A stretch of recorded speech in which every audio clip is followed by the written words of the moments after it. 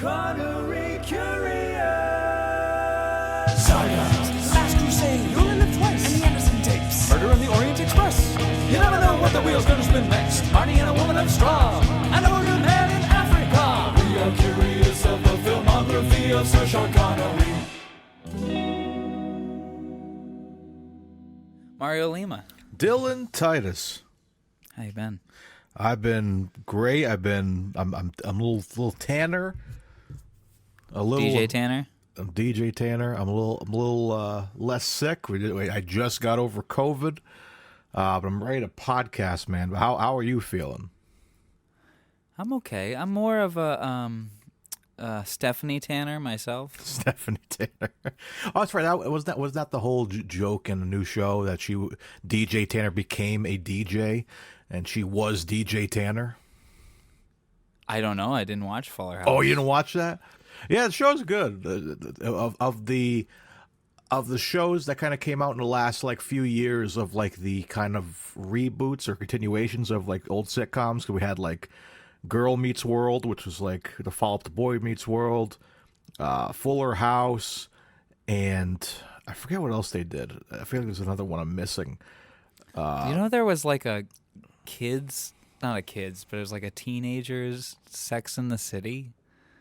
Really? Yeah, it was Carrie Bradshaw in high school or something. I don't know if that was part of that same wave of shows. Really? No, I think that was I think it was it wasn't all Disney Plus, but it was because the Fuller House was Netflix And HBO Max and such. Yeah, These streaming services need that dirty word of content. Yeah, yeah. They have no other show. I'm trying to think of why not bring back I don't know. There's other shows they could have brought back but never did. What if they brought back So Weird? Oh my God! Don't tempt me with it. Don't tempt me with it. I'll do the theme. How much? How many cast members are still around? They're all still alive, right? I think they're all still alive. Yeah. Is Squatch as well? He's still Dave around? Squatch Ward. I don't know. Now I gotta Google him. He's still alive, right? He must be. Dave Squatch Ward. Yep, yeah, he's still alive. So they could. Oh man, you could bring it back. Bring it back for a season. Oh my God, I've got to share this picture with you. So Weirder. That could be the show. Is that him now? Yeah. He looks like Will Ferrell's character Mugatu from Mugatu. Zoolander. Obey my dog. Obey my dog. Obey my dog! Oh, it's a ghost dog. I think that'd be great. But how many people?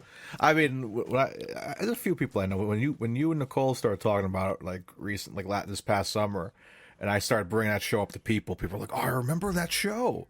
I would say, "Do you guys remember So Weird?" And they're like, "I don't really remember it." Then I would show them pictures of the show and the theme song, and they're like, "I remember that show now." So I feel like there's enough love out there to warrant a reunion show or a follow-up show. You should have shown them my cover of the theme song, all 6 minutes of it, and they're just like, "No, I don't recognize it." It's Still 4 don't minutes in, and remember they're like, "No, this is really weird. This is the theme song for the show." Fucking long. The episode alone is still running? 20 minutes long, and 6 of those minutes have been taken with the theme song.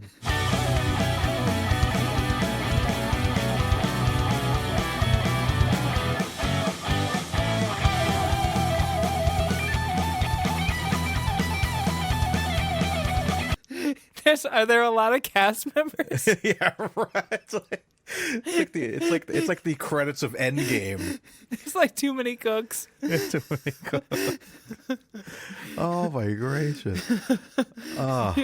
What if in the credits of Endgame was Dave Squatch Ward with a signature? Dun, dun, dun, dun, dun. Really, I don't remember him being in this. Dave Squatch Ward. I think he might have been Groot. He was Groot. He would have been a better Groot than freaking. Oh my God! I am Groot. Vin Diesel, dude. You realize how many movies he's like been in that he's made millions of dollars for, where he said like 3 words. I hope he just does those for fun. He gets paid, he does. God, I hope he just does those for fun. Why put him in there? It's like Maybe he's friends with James Groot. Gunn. Okay, but there's I Am Groot. Then there's Iron Giant. He was the Iron Giant. I am Giant. And all he said was Superman, and he get like $1 bazillion for that.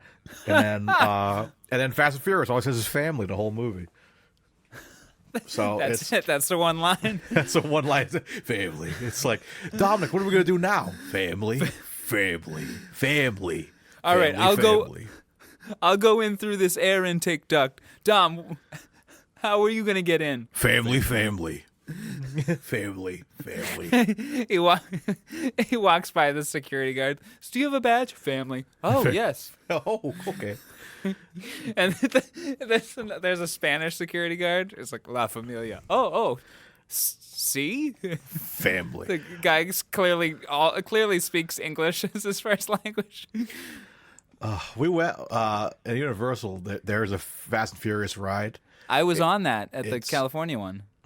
Oh, that's right. They have it in California too. Oh wait, no, I wasn't. Is that like are you talking about the end of the bus tour?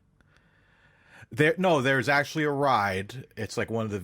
Have you ever done any like the 3D video rides at Universal Studios?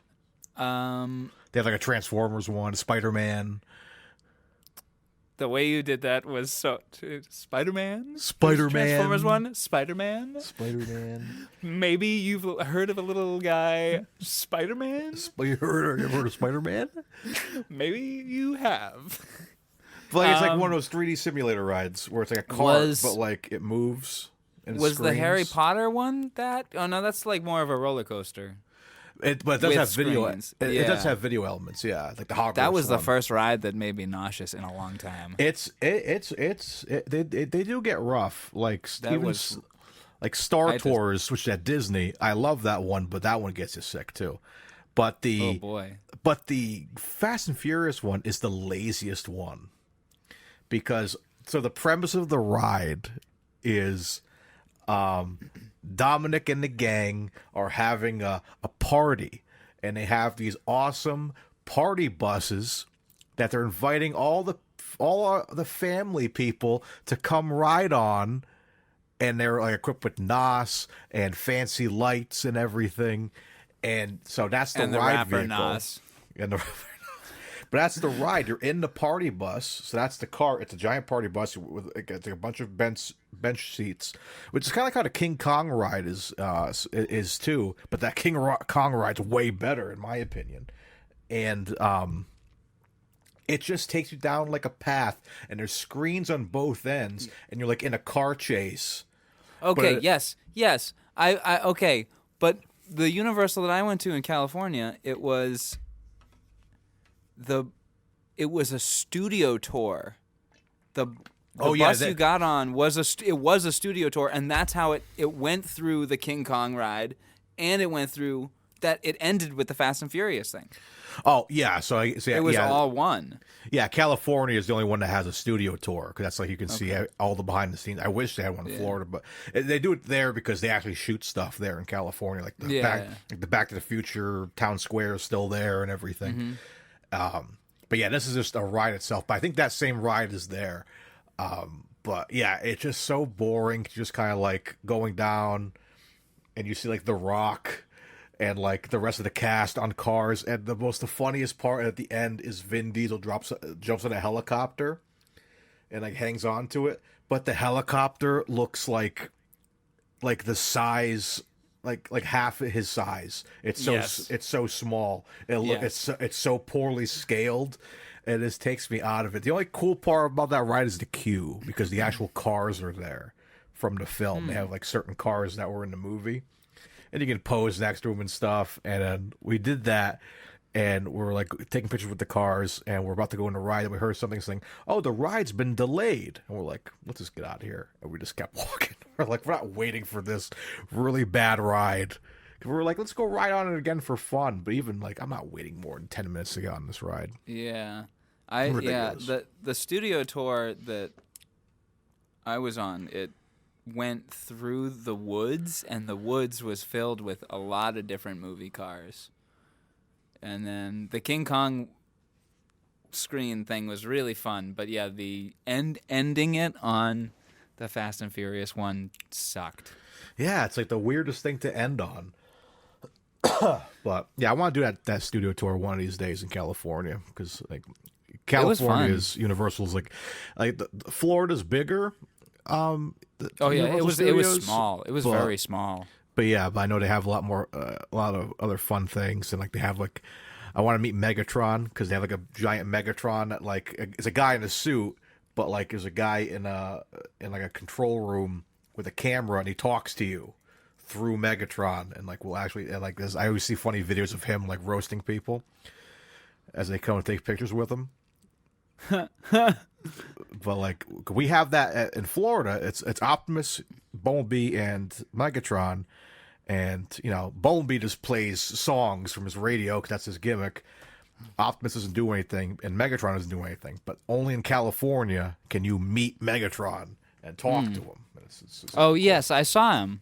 I saw him outside of one of those rides. Yeah, those were some of like the 3D rides, and I didn't go on those. Transformers 1 is good. I really enjoyed Transformers 1.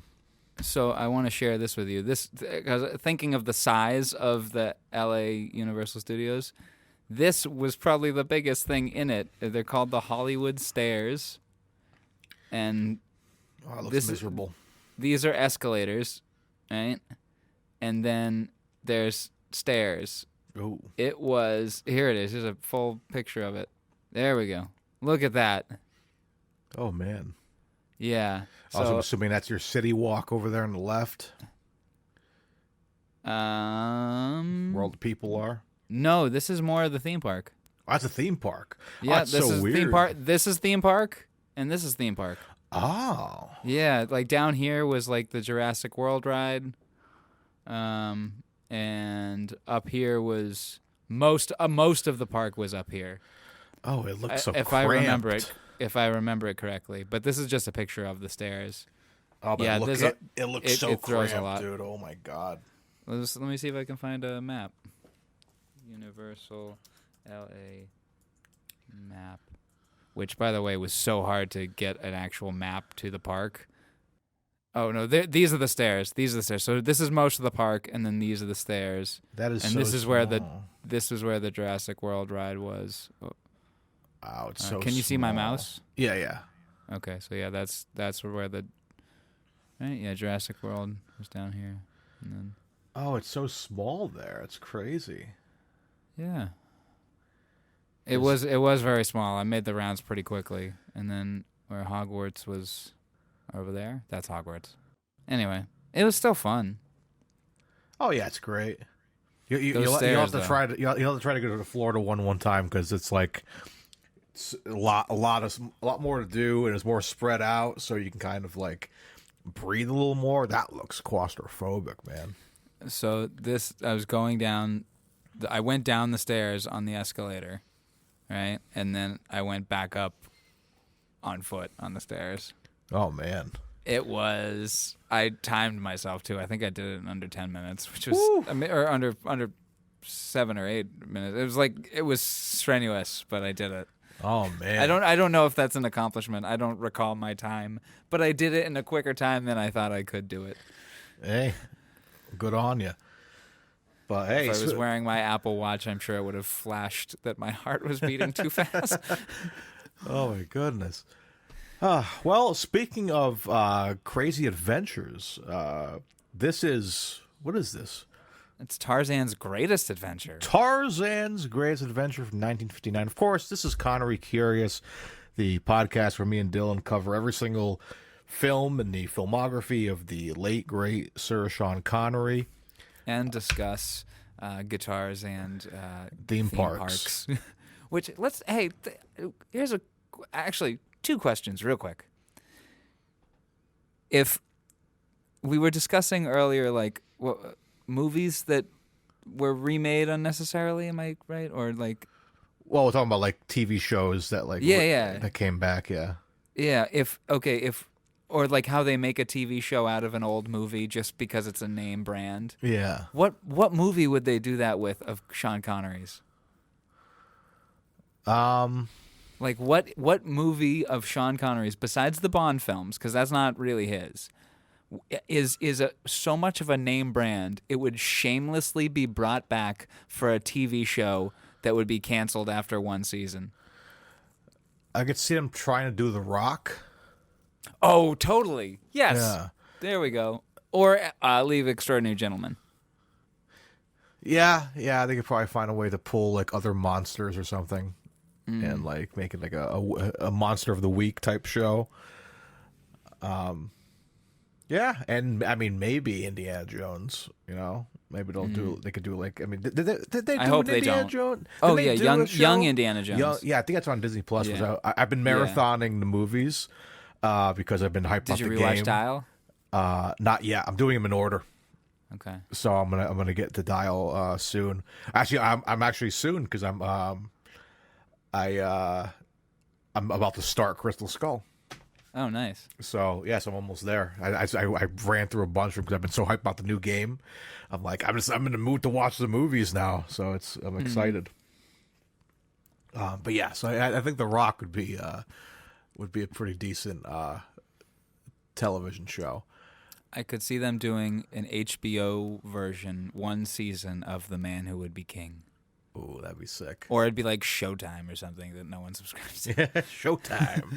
I mean, I don't subscribe to it, which means no one subscribes to it. I'm kidding. I always forget Showtime's a thing. Or Tubi. It would be on Tubi. Oh, if it's on Tubi, then that's the worst place you can be. So it's a TV show of Tarzan's Greatest Adventures. There you go. Which also would be my second one was what would be a good Connery 3D ride or theme park ride based on a Connery movie. Oh, which Tarzan's Greatest Adventures might not be. Well, it's funny you say this. It's funny we're talking about theme parks today because this movie, which we'll get like Jungle to, Cruise. It's what I was going to say. It reminds me of Jungle Cruise. Like, have you ever been on Jungle Cruise? No, I haven't been to Disney. Oh, it was my first time during my honeymoon. So I've only like heard. You had sex for the first time on Jungle Cruise? Yes, but I've only seen like bits and clips of it. So I got to actually go on Jungle Cruise, and I'm like, now I understand the charm of it. It's very a charming little ride. There's always a captain up front telling jokes and stuff. Like that's their shtick. And there's like these really bad CGI hippos and stuff and all that, which I see all these like CGI like alligators getting wrestled and stuff. I'm like, this reminds me of Jungle Cruise, man. It's like it's a lot of fun. CGI. What are you talking about? Not CGI, but like fake, like animatronic. Oh, okay. Yeah, that's what I meant. Like not CGI. Do you think that crocodile is fake? The one he wrestled, absolutely. Yeah. Yeah, because I was like looking at it and you could tell by like it was a good fake one. It was a good one. Like it was like because you could tell when he flipping the eyes over, you could tell it's like a I don't know what it was made out of, but like it was a good looking crocodile. I was like, holy shit! Like I was impressed by that, and then of course, which we'll get into, a lot of like stitched in like nature clips footage from of like just gators and giraffes and. Oh man, and probably the most. I'm gonna shit on the audio on this movie a lot today. Oh my god! Because man, there was times where I had to pause and be like, I can't listen to this anymore.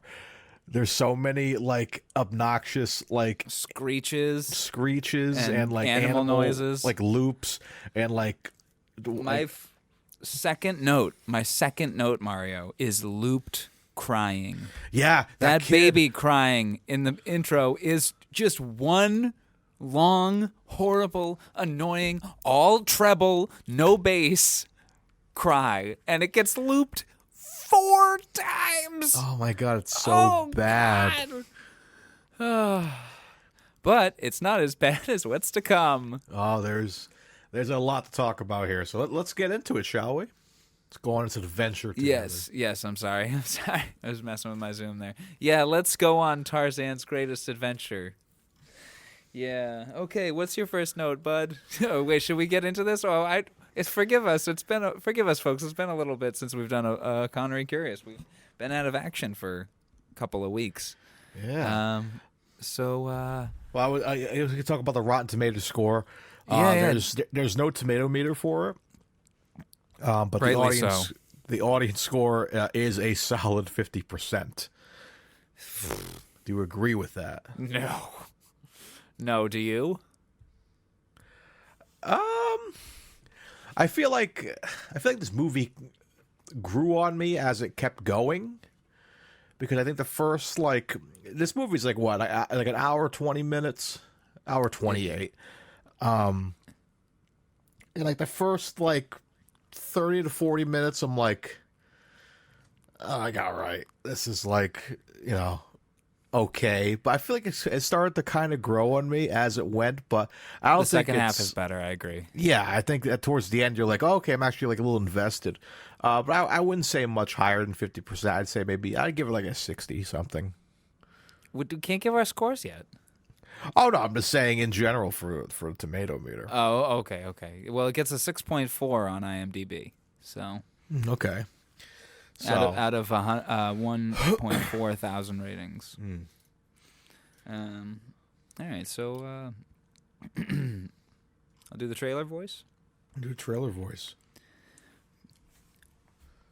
4 British villains raid a settlement to obtain explosives for use in a diamond mine.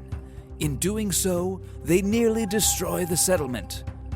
And so, Tarzan pursues them to their mine. This summer, Gordon Scott, Anthony Quayle, Sara Shane, and Sean Connery in Tarzan's Greatest Adventure. What is this IMDb description sucks. And so is switch. So in doing so, they nearly destroy the settlement. And Tarzan pursues them to their mine. This is terrible. I mean, that's the thing. There's the plot of this movie is very simple. Yeah. And could be done very well. Yeah, it's just, but yeah, there's not much to it. I'm looking at the plot right now. It's 3 really quick paragraphs. We'll just burn through this. So maybe burn through it. Let's just discuss the film, because I don't have many notes about it. There's nothing really noteworthy about this film. I feel like a little spoiler ahead. Nothing too noteworthy about it. But I have a couple of key things that we discuss in every episode. But yeah, let's get into that plot. All right, so maybe we'll just do one paragraph at a time, cover our notes for that, move on to the next one, because they're pretty meaty. Yeah, let's do it. All right. At night, the African village of Mantu is raided for its supply of dynamite. Forgive my pronunciations in any of this, folks. The village doctor and radio operator interrupt the robbery and are fatally shot. Before dying, the operator gasps, "Slade! over the shortwave radio. The next morning, Tarzan is awakened by drums, alerting him to something wrong, because that's how everyone pronounces it in this movie, is Tarzan. He departs his treehouse and arrives at Mantu, where a funeral is being held for the fallen villagers. A police inspector informs Tarzan of the raid. Tarzan then embarks by canoe to catch an old nemesis named Slade and his gang of raiders. Along the way, a small plane taunts Tarzan with low flyovers. However, the aircraft's engine stalls and it crashes, depositing an American X fashion model, Angie, into the river. Unwilling to leave her stranded, Tarzan brings Angie to the hunt. I'm sorry, I had to keep... Yeah, you have to say Tarzan. Tarzan. That's how everyone in this movie says it. Tarzan. Tarzan. Tarzan. Governor Tarzan. So I recognized your foul stench when I was brought on board. Oh. So, my first thing to end that sentence there, did you find Angie annoying?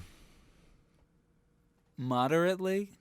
Yeah, it's just like, I understand that like 50s charm, I guess, where it's like you always got something to say about everything, it's like come on, hot shot or whatever along those lines. And I was kind of like, all right, I just found her a little like I rolled my eyes a lot, you know what I mean? At the end of the film is when she becomes like a helpful character. Yeah, I can once agree with that. Once Tarzan becomes injured, then she takes over and it becomes less annoying of a character and starts being like actually helpful. Like I will agree with you because so we get one interaction between them at the beginning when Tarzan shows up to the village, but it was like completely unnoteworthy. Like it was there the whole. We'll get into why this movie made so little of an impact on me. But her first real scene is her fucking wasting gasoline, just flying back and forth, trying to just annoy Tarzan? Yeah, and I couldn't help it. Like, okay, it shouldn't be funny, but man, that plane making contact with the water made me laugh. Oh my god, yeah, the little model plane. Because it's so like brutal and like she survived that, number one, and two, what a dumbass. Like, what are you doing? She's like fucking and also around. When she crashes in a river where a crocodile or alligator, one or the other, is approaching the fucking plane, and she gets out of it. Stay in the plane. She's like a fucking Pussy Galore's Flying Circus reject or something. Like, I was like, are you serious? I'm like, this. I was like, right there. I'm like, oh, this is. I'm like, great. She's gonna be like one of those like, just like cliche like dumb, helpless girls. And then she proved me wrong towards the end. But I was like, come on, man. But we only get two female actors here. We got Sarah Shane as Angie, and we have Skeela Gabel. Did I say her name? Who played Tony? Scylla Gabel. Scylla. Yeah, like Priscilla. Yeah, which I was kind of crushing on her a bit. I thought she was very beautiful. You mean Margot Robbie? And Margot Robbie. Oh, she kind of gives off a little Margot Robbie. I like her character more. Yeah, same. I'm like, she's got some hard to to understand sometimes, but like I thought she was really cool. But yeah, hard to understand some of her actions sometimes, like when you're on a boat full of weird, gross dudes, and the cabin space of the boat is smaller than the square footage of this room, and a dude is like trying to sleep on the bed, and she's got at the foot of his bed, blocking his feet from being comfortable, a record player, and she's just like dancing awkwardly, and Slade is leaning on the bed, clearly stressed, and he's smoking a cigarette, and she goes over and takes his cigarette like, don't you want to dance or fuck? And like, what is going on here? And what's his name? I love that scene because what's his name with the glasses? Is that Kruger or whatever? Krieger. Krieger. Is what he gets called. Like when she takes a cigarette, it like cuts to like I thought it was a freeze frame. It might have been a freeze frame of him just like. like looking at yes. Am I about to see pornography? Yeah, like what's going to go on now? Are they about to make it in front of me? Like, also okay, so Tarzan is Tarzan, Krieger is Krieger. So a couple weeks ago, Nicole had a song on, and I'm like, oh, this is really good. Who is this? And she goes, Sade. And I instantly went. I knew who she was talking about. I'm like, do you mean Sade? She's like, wait, what? I'm like, yeah, Sade. That's how that's pronounced. It's not Sade. I'm like, yeah. So what if Slade was Slade? Slade. We got you now, Slade. He loves killing. That's Slade. And Tarzan, Slade, Anjai, Obanion, Krieger, Dino, and Tunai. Tonai. Those are our characters. Yeah, what a small cast, man. What a tiny cast for this movie. 1, 2, 3, 7 actors, really.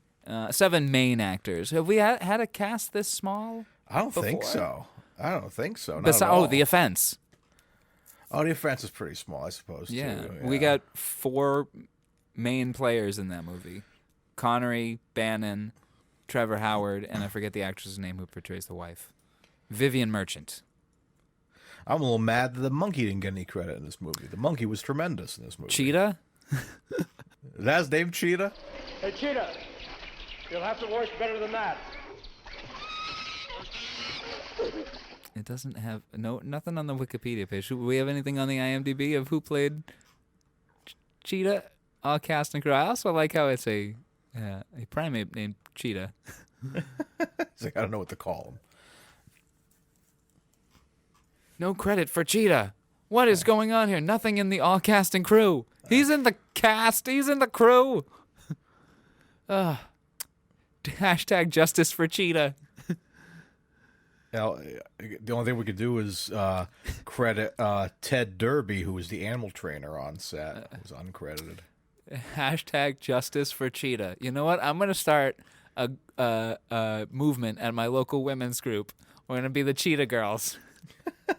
Oh, look at this. Okay, so Ted Derby jumped into his IMDb real quick. He's known for The Adventures of Superman. He did 4 episodes. The Cat. He did Lassie. Bewitched. Wait, a Jungle cat Book. in Superman? All 4 episodes? Was he was it Cats? Was he a cat? Was he dressed up as a cat? He was dressed as a cat. Like didn't we see a movie where there's a dog that's like, am I going crazy? It was funny actually you say that because Alicia, my wife, for those who know in the audience. Also happy birthday to you, Alicia. Oh yes, happy belated birthday. So we were on she was on a Peter Pan kick. We were like watching have you ever seen the Peter Pan play? Yes. And when I was a kid, I saw it, and I was blown away by the real person flying around. But do you remember the dog in that? No, I only saw it when I was like 10. Later on YouTube, and it's a Peter. I forget which one it was. Do they put the dog on wires? No, it's thank God. It's worse. It's a giant dog suit, and there's a guy in it. Oh my God. And so he's just like, it looks like a dog, and he's just like moving around. He's like, oh, just like moving around, and it's insane. It's crazy. And I Alicia's like, oh, I love this place so much. I used to watch it all the time with my grandmother, and I'm laughing the entire time because I see that dog in the background. It's the funniest thing ever. You gotta see it, dude. It's crazy. It's insane. Oh my God. Okay, there's a few different good examples here, and some actually pretty creative ones. That looks like a real dog. That. On. I have the actual play. Oh my God, this? No, it's Peter Pan from 1960. I found it. Hold on. Okay. I'm gonna. It's like an hour-long thing, but. Oh, it's crazy. It's insane. That laugh is amazing. All right, right here. Share screen 2. All right, can you see it? All right, see the people dancing or walking weirdly. Yes, it's a very good production. I'll admit that it's a very good production. Great set, great work with lighting and everything, choreography. But then this dog walks in. Oh my God! Here he comes. Oh my God! Look at the dog. It's a guy in a suit. God. I love it. And look, oh my God. That is a dirty floor. Yeah, look at him. And he's just he's look at the size of that dog. Oh my God. But it's just funny to see the background. This dog's just hanging out. I'm trying to get a good shot of the dog. Look at him, they put him in a doghouse. Oh my God. And look, you clearly sees on his knees. That poor dude. A poor guy. Yeah, hopefully he got paid well. Or woman. Who knows? Whoever was in that suit. Shout out. Jesus. Props to you. Anyways. Hold on, Yeah. actually, real quick, speaking of props to you, this was one of the search options that came up, and I think this is very creative. Isn't that creative? Oh, there you go. Yeah. Yeah. Anyway. Oh, yeah, the dog's name is Nana. Yes. Oh, Nana. All right, let's get back into Tarzan's Greatest Adventure. Tarzan's. Okay.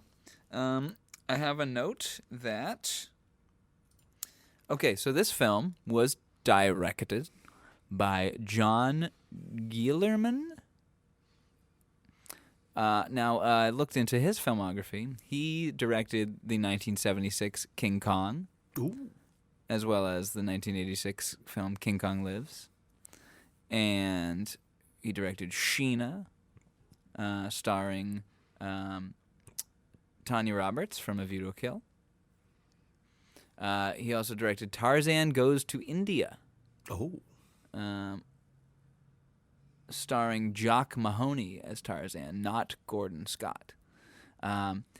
However, the one that really draws my eye here is 1978's Death on the Nile, which is the sequel to 1974's Murder on the Orient Express. Starring Peter Ustinov as Hercule Poirot. So that's just a note I wanted to share. Nice. And also here, look at this picture of said director because it is so very British. A little bit of Fleming there. And also, you brought up Boy Meets World earlier. He ended up passing away in Topanga. Oh goodness. Anyway. Wouldn't we all? Yeah, I was just about to say that. Wouldn't we all love to? Hey-oh. This is going to be a problematic episode. So yeah, let's get that out of the way. Let's get I mean, not only because we've been being a bunch of pervs this episode, but let's talk about. Okay, so what do you have for the first time we see Connery? Because I've got it as 4 different times. And it only the only one that doesn't have a question mark is the one that I was definitely certain about. And the one what I have is 16 seconds question mark, 38 seconds question mark, 57 seconds question mark, and then definitively 101. What do you got? So because of don't give it away yet. Don't give it away yet. I'm not gonna say it, but because of his attire and how he's looking, When I first see the opening scroll there and the opening scene, and we see him for the first time, I'm like, wait a second. I rewinded, started the entire movie over again. Me too. And like watched it closely, and I put it down as 19 seconds. Oh God. Okay, yeah, that's about it. I'm not even. This one doesn't even deserve me doing the average, but the moment where I definitively recognized it being Sean Connery is 1 minute and 1 second. Yeah, that's the actual one where I saw him. You see his face clear. Yeah, and I'm like, oh, that was him. Let me go back. But there's something obscuring his face, I will say. And should we get into that now? Let's just get that over with because we have a lot of Connery in this movie, but he's not in it through the whole movie. No. So like let's get through some of the Connery moments in the opening minutes of this film. Yeah, should we just rip the Band-Aid off? Let's do it. Okay, our opening 4 characters in Slade's band.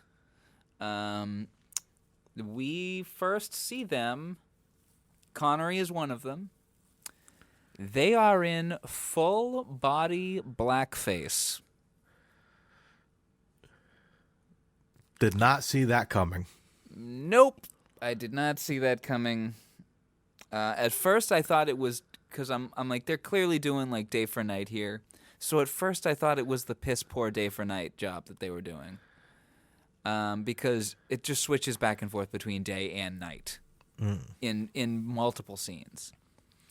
So I just thought it was the shitty lighting, and then 101 is the definitive moment where you can tell it's Sean Connery, and you can tell it's Sean Connery in fucking blackface. But not even just blackface, black body, full body, black paint. Everything.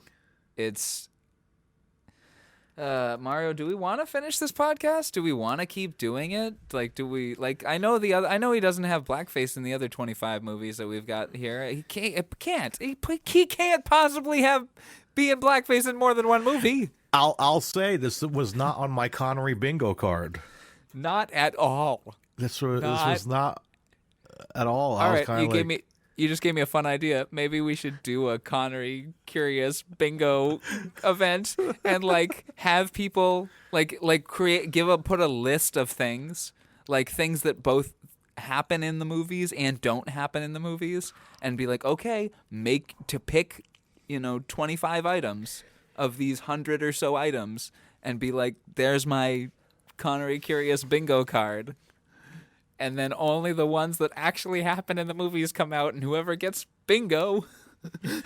Connery bingo. It's like, oh, damn, I really didn't think Connery would be driving a moon buggy through the dunes of Las Vegas. I didn't think that would happen. Damn, I didn't think Connery would be in blackface. One guy in the back corner sees the blackface. He's like, yes. One guy was like, he stands up. He's like, it was actually full body blackface. That might as well be the free space. You kidding me? Like, geez. Free space blackface. But yeah, I did not expect that, man. At first I'm kind of like, maybe they're just like, they got themselves dirty to like blend in with the night or something. And I'm like, nope. Because then they even bring it up later when when Tarzan comes to like town or whatever. And they're like, oh yeah, there was a report that I was 4 Africans or whatever, locals. And I'm like, oh yeah, confirmed. They did it, man. I'm going to bring back this bit. They did a race trick. A race trick. This is our first race trick, I think, right? This is our first race trick. It's insane. Yeah, I mean, when Connery was a Green Knight, it wasn't like he was a white guy the whole time. He was really green. That's true. Well, when he died, he turned white. Maybe he was white all along. Oh. He died a Caucasian death. Cancer. But yeah. So I think that's the only like real shocking thing about this movie is that first kind of half of like, oh, okay, that's an interesting way to start a film. But moving on. Indeed. I'm also going to jump back real quick to the throwaway joke I made that you said the Green Knight died a very Caucasian death, and I said cancer. Now imagine if after Gawain goes on his year-long journey, he shows up to the Green Knight's mansion or whatever, or lair, and they're like, oh, yeah, he died of leukemia like 6 months ago. Oh, wow. He didn't tell anyone he was ill? What? That's why he was walking around asking people to chop his head off. He didn't care. He knew he only had 6 months left. Exactly. He's like, come back and find me in a year.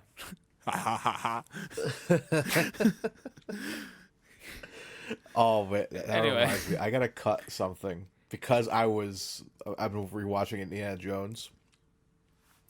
I'm moving on to Crystal Skull, but I remember that movie because at the end when what's his name, that like the friend that they're trying to find. Oh, Mac? Oh no, Oxley. Oxley. Yeah, and John Hurt. And he comes back to normal, and then like, Shia LaBeouf's trying to get out, and like Indy's like, it's like, just stick around, son. It's gonna get dark soon. And then like Oxley goes, son, or whatever, and then Indy laughs and says, it's like somewhere your dad, your grandfather is laughing, and I want to cut that with, With the Green Connery Knight. as a Green Knight laughing. This is him laughing in the sky.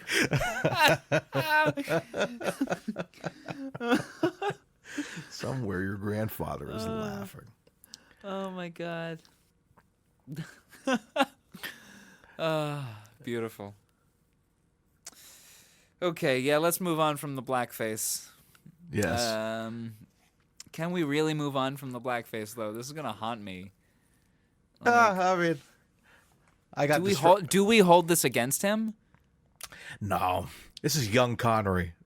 This is like, he did whatever that he could do just to get on a movie screen. I'm sure the fun trivia about this movie, which I'm sure you found somewhere, was they wanted him to do another Tarzan film. Yes, but he said he couldn't because he had just been hired for some spy movie. Dr. No. And so that was interesting. So I mean, this I don't hold it against him. It's young Connery just reading the script. It's not like he went to the director like, I really think it'd be more effective if I was in blackface. It's not like he would. It was his suggestion. And he also probably took it as like, well, it's a day, it's a month's work. It's gonna pay well, and if I kick up a fuss about there being blackface at the beginning, I will probably get fired. Yeah. What do you make? $5,000 on this movie? Something Yeah, like that? $5,600 in 1959. Let's do some inflation. Inflation calculator. From 1959, $5,600. Today is 59 grand. Look at that. Yeah, so he probably didn't want to kick up a fuss. Yeah. So he's like, I'm working, bro. So Yeah. So I'm not gonna hold it against him because I think he's okay in this movie. Other than that, it's like it's very different. His accent's very interesting in this movie.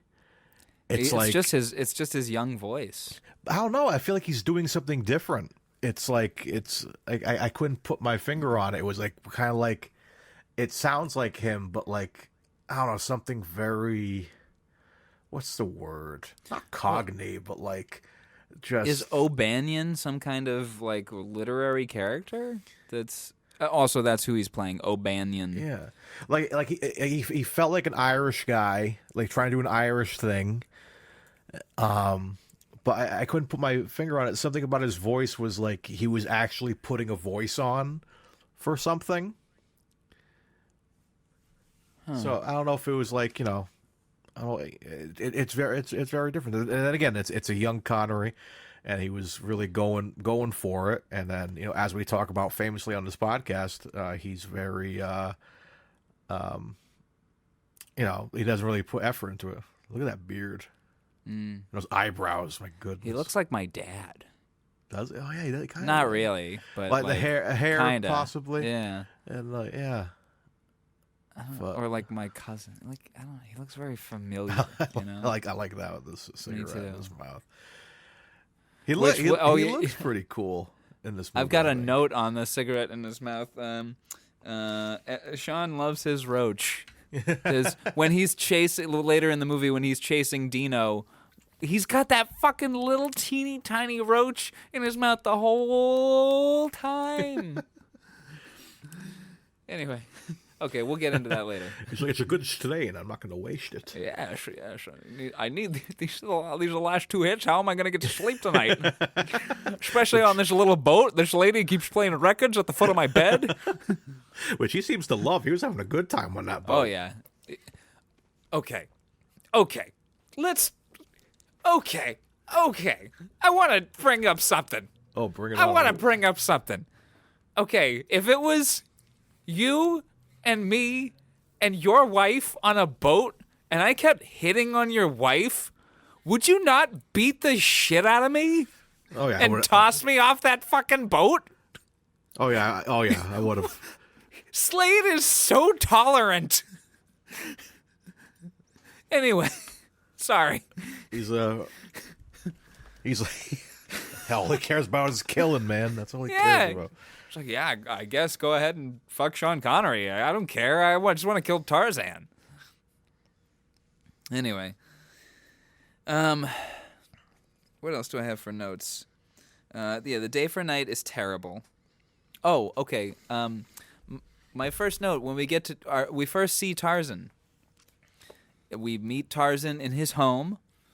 We get the George of the Jungle kind of. I was fully expecting John Cleese as a gorilla. Like, Time to wake up, Tarzan. like I was wondering now. I'm like, because Some sort of Rube Goldberg device makes scrambled eggs. What's the quintessential Tarzan movie? Like like from back in the day? Is this I'm like guessing one of the Disney one. Like the I'm cartoon? guessing if like. Yeah, I'm guessing if you were to like say, I'm talking hold on. live action, like the one we get, the cliche Tarzan yell, which is used in like it was used twice in this. It was used in Octopussy. It was used in was Octopussy that we had. Yep. Bond. Yeah, Octopussy. it's like, but that's not that yell really. It's different. So I have comicbookresources.com ranking the top 10 Tarzan films. But You want to go through that? What's I just want to see what the first like Tarzan movie was. Oh, the very first one was Tarzan the Ape Man. And what year is that? In the 30s or something? 1932. Okay, so I'm wondering if that is like the classic Tarzan. Because I was like wondering if this was, because it's funny because the end sequence when Tarzan is going up against. Oh shit! Tarzan of the Apes, 1918. Oh gracious! Wow, that's the first Tarzan film ever. Oh wow! Wow. The film is considered the most faithful to the novel of all the film adaptations. Wow. Really? Is there a character named O'Banion? Doesn't look like it. Anyway. But yeah, it looks like we got quite a number of Tarzan films. But yeah, I was just I was curious if this was like one of the quintessential Tarzan flicks because of like the end. It's kind of like a Marvel movie or a James Bond movie. It's like Casino Royale, where it's like you're waiting for him to do the thing, to do the yell and swing on a vine, and he does it at the end of the movie, and it's kind of like that moment of like, oh man, it's finally happening. This is Tarzan, But I was wondering if this seems like a pretty important Tarzan. It's ranked number 4.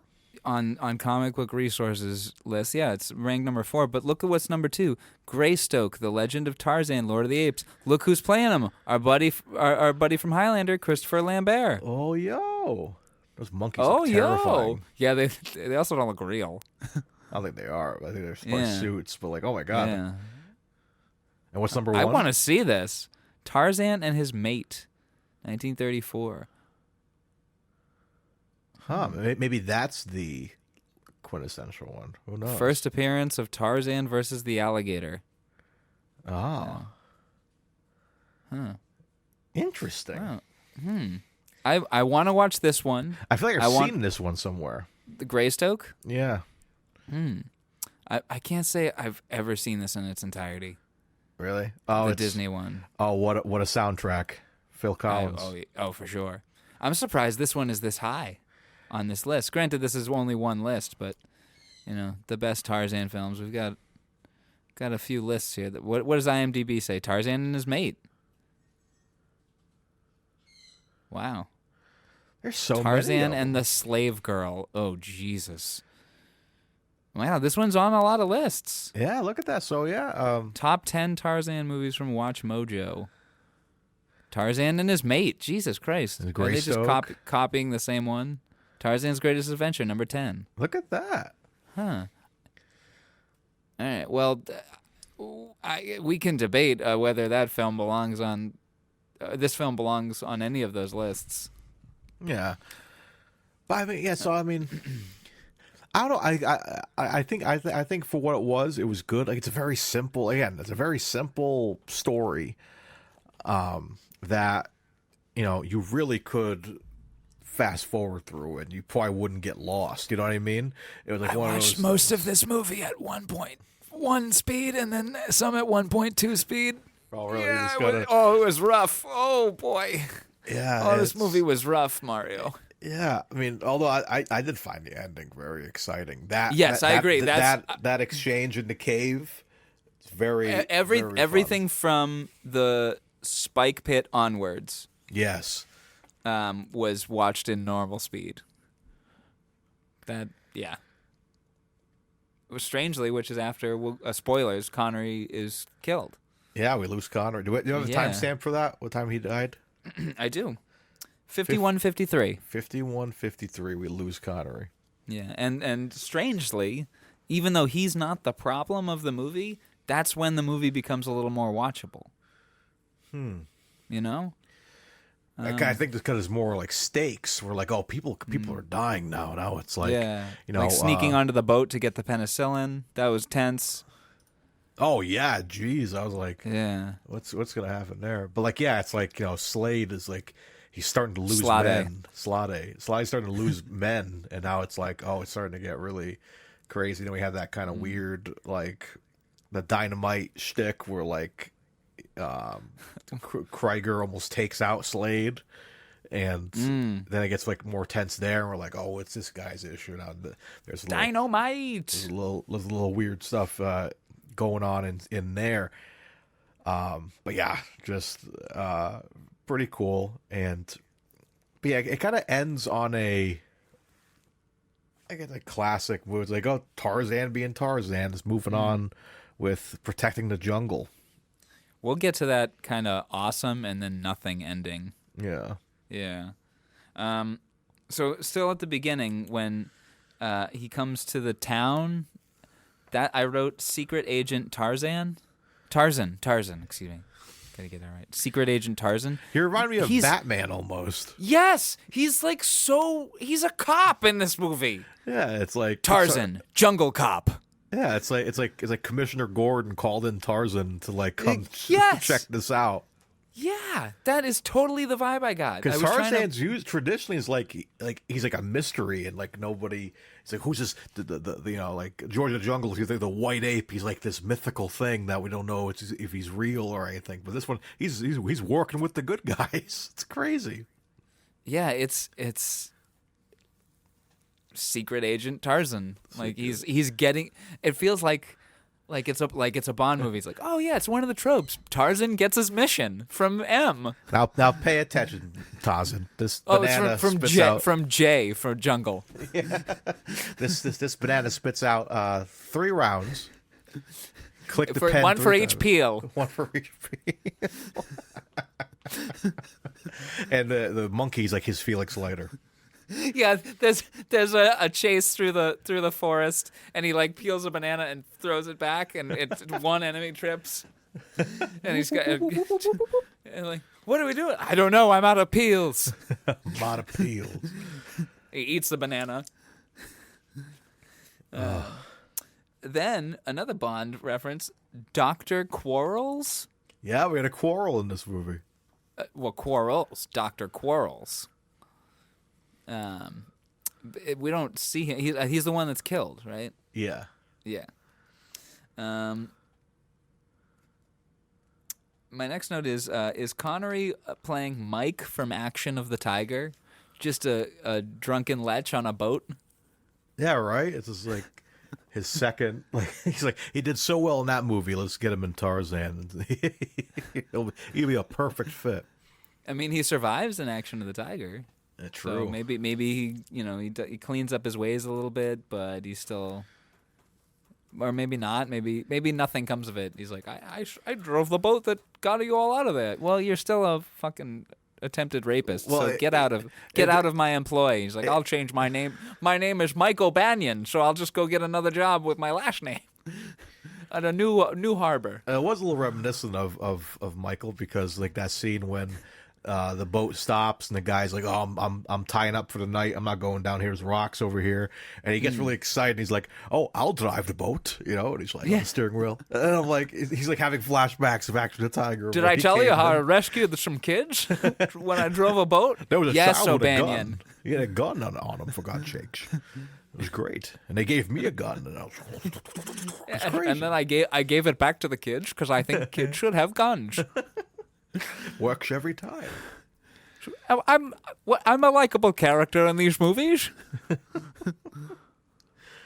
We got any news? News? Do you have any notes? I was about to say, let him put that in his paper if he has need of news. Do you have any notes on this section of the film? Nothing.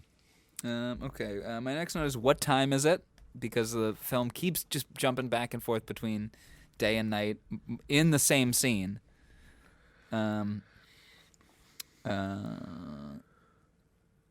Okay, there's no good geography in any of these shots. Like, you know what I'm trying to say? There's, like, when a fight scene is happening, or Tarzan is sneaking through the woods, or Slade's band is sneaking through the woods, like, you can never tell where they are in relation to each other. And that's so important for establishing tension. You know what I mean? Yeah, like you can tell they had like one strip of jungle that they kind of like reused or something. Like you never know, what they're working with. I mean, what's the freaking budget? His budget was $750,000. Yeah. Which and they pull up to the boat stops 3 times, and each time it stops at the same like strip of rocky river. Yeah. Side. Yeah, so they shot those boat sequences in one afternoon. They're like, all right, let's park it there, let's park it there, park it there. And the rear screen projection looks terrible. Oh, yeah, especially, like, the one that made me laugh is when he's saying goodbye to the monkey. He's like, you can't come this time. And he starts like, paddling away, and it's clearly like a green screen. The monkey's just kind of like looking around. And I was like, oh, you couldn't, but some of it looked okay for and other scenes, but like, yeah, certain things like that were just like blatantly like rough looking. Imagine if Cheetah was a man in a suit, and it was the same thing where Gordon Scott has to like lift him up onto the dock, but it's just a man in a suit playing like he has no use of his arms or legs. Anyway. Monkey's adorable. What did you think of underused? He should have come and saved the day. He should have saved the day. Yeah, right. If like when Tarzan's got the thing around his neck, it should have been Cheetah that comes and claws out Slade's eyes or something. You see a banana like boomerang, and then it goes back. It's like the lightsaber like Endgame. Force Awakens when the lightsaber's moving in the snow and Rey catches it, but it's the banana and then the monkey catches it. I thought you were thinking Captain America in Endgame. Oh, with Thor's with the hammer. Yeah. And then Tarzan's like, I knew it. I knew it. Full on fight scene with the monkey and Slade. I knew he was worthy. The monkey like slams the banana down on the concrete, and instead of like lightning coming down, it just mushes the banana. It's just raining banana. Yes. Mush banana. Yeah, it's just one column of mush banana just crushes Slade. That reminds me of her. I don't even know who you are. Captain Marvel comes down. You got something for me? Banana. More bananas.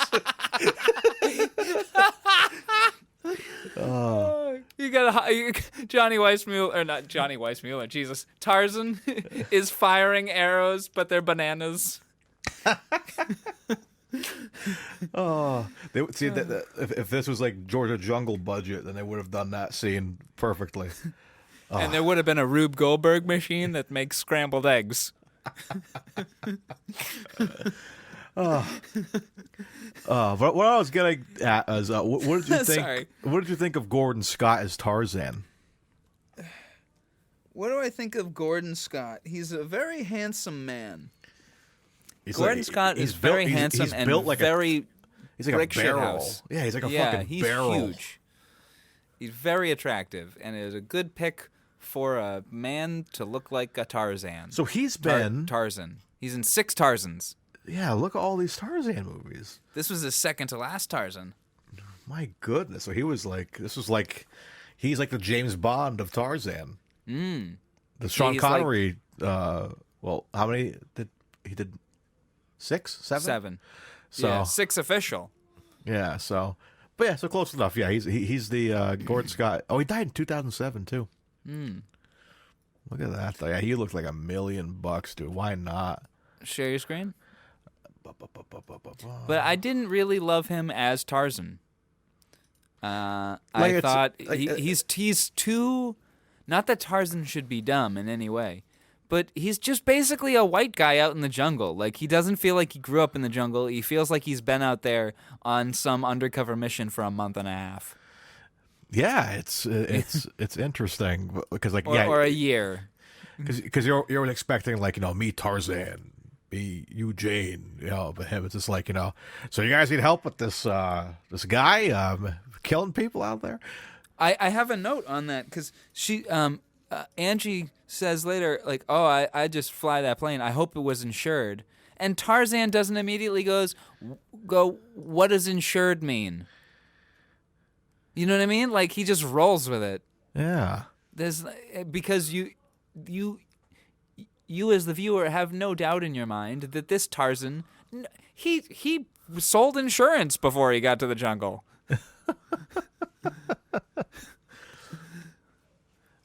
That's what I think of Gordon Scott. What do you think of Gordon Scott? I think he's a great Tarzan. I thought, look wise, but yeah, it's a very different type of Tarzan that I'm accustomed to. But I mean, he must have had some kind of formula here because look at all the Tarzan movies he did. He up till the 60s. The last one he did was in 1960. Tarzan the Magnificent. Yeah, then he did he was Hercules. And Scott's successor in the Tarzan role, Jock Mahoney, played the villain.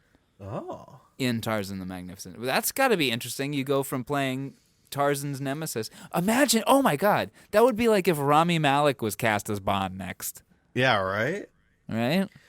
Listen to some of these, these characters of Tarzan. He was Julius Caesar in Queen for Caesar. He was Zorro in Zorro and the Three Musketeers. He was Goliath in Goliath and the Rebel Slave. Problematic title. But and he was Hercules in the Prince of Troy. So he was I guess the guy back then of these kind of like the if you go to his Wikipedia page, it's him as Hercules. Would you compare him to if you compare him to a guy nowadays? Would he be is he like Schwarzenegger, or no, Sly? No. He's no, he's like we need a muscle guy that looks the part. Okay, what are those cheap garbage action films that go to they're made for people that have no taste in movies. You know what I'm saying? Like the stuff that Bruce Willis was doing for not because he wanted to do that, but they were just because he's got aphasia and such, and he's been shoring up his financial stock for his family.